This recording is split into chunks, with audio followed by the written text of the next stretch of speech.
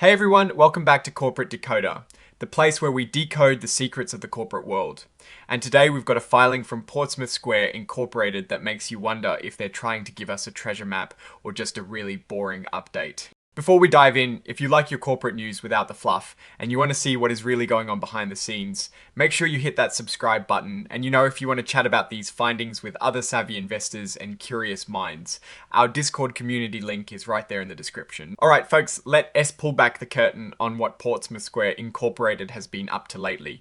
This here is a Form 8K, which is basically a company S way of telling the public about moments or big news events that are too important to wait for their regular quarterly report. Think of it as the corporate world breaking news bulletin. It is filed when something significant happens, and it is usually pretty straightforward.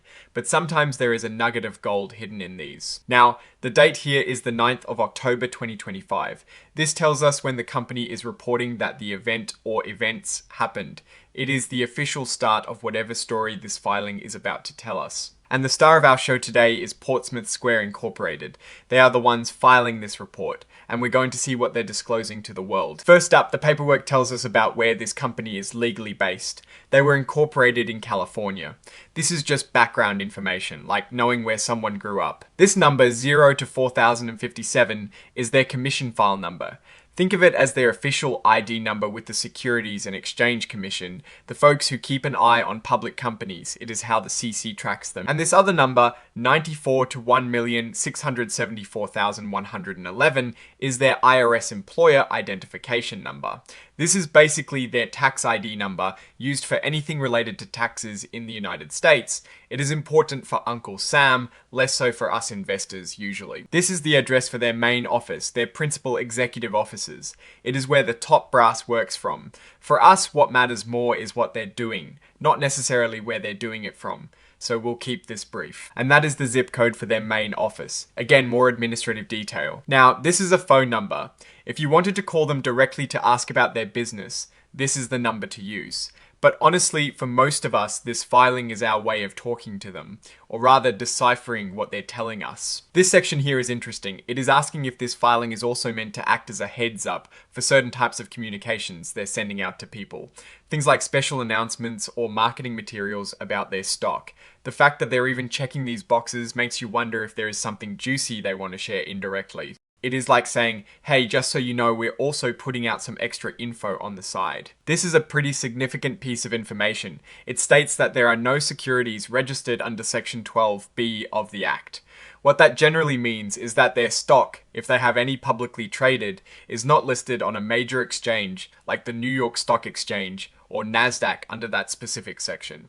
This can sometimes indicate a smaller company or one that operates outside the typical public company listing requirements. Here, they're letting us know if they consider themselves an emerging growth company. This is a designation for newer companies that get some benefits in terms of financial reporting.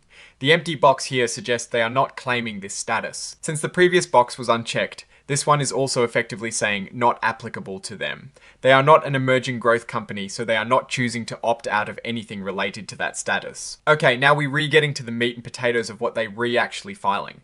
Item 9.01 is where companies list any financial statements or exhibits they are including with this report. This is often where the really informative stuff is. This indicates that they are including an exhibit labeled 99.1. This is typically a company-prepared document, often a press release. And here it is. Exhibit 99.1 is a press release dated the 9th of October 2025. This is likely where the main story of this filing will be. Press releases are the company's official statements to the public about important news.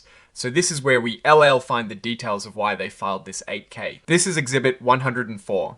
It is called the Cover Page Interactive Data File. This is a standardized file that helps make the report easier for computers to read and process, especially for financial data.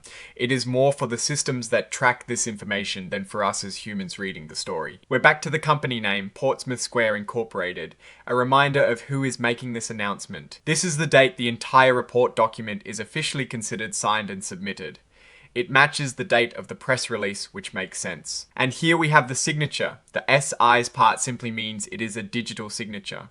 This is Anne-Marie Blair signing off on this report, indicating her approval. This is the name of the person who signed, Anne-Marie Blair. And this title, Principal Financial Officer, tells us Anne-Marie Blair's role in the company. She is in charge of the company S Finances.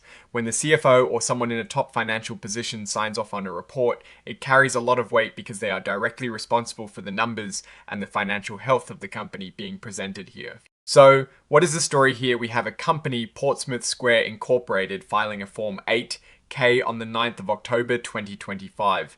The most critical part of this filing is likely their press release, Exhibit 99.1, which will explain the current report circumstances. Since their stock isn't T-listed using the standard Section 12B methods, and they don't T-explicitly identify as an emerging growth company, they might be a private entity, or a smaller public company operating under different rules. The key takeaway is that a press release detailing significant news was issued, and it was authorized by their principal financial officer, Anne-Marie Blair. Without the content of that press release, we essentially looking at the cover of the book. But the fact that it is an 8K means there is likely something material to report. My guess is they re-announcing a significant event, perhaps a new partnership, a change in leadership, a new product, or maybe even some financial news that they chose to release proactively through a press release rather than bury in a larger quarterly filing. Given that we're not seeing any explicit financial tables in this snippet, the focus of this 8K seems to be on a specific event, not a broad financial update. The absence of publicly traded securities on major exchanges, as indicated by the none, for securities registered under Section 12B, means this company might not be one that the average investor easily tracks or trades. This could mean it's a smaller company, a private company making a specific disclosure, or perhaps a company whose shares are traded over the counter, which has different reporting requirements. The fact that it is an 8K, though, means that whatever is in that press release is considered important enough to warrant immediate public disclosure. Looking at the whole picture, Portsmouth Square Incorporated appears to be a company operating outside the mainstream of large publicly traded entities you typically find on the NYSE or NASDAQ. The fact that they're reusing an 8K suggests they have material information to convey, likely detailed in the accompanying press release. The key risk or opportunity here lies entirely within that unseen press release. It could be anything from a major breakthrough to a significant setback that warrants immediate announcement.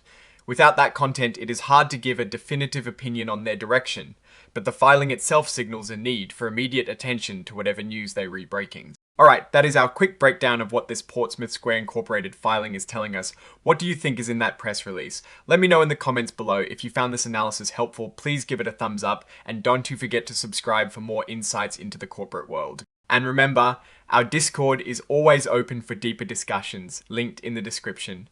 Thanks for watching, and I'll see you in the next video.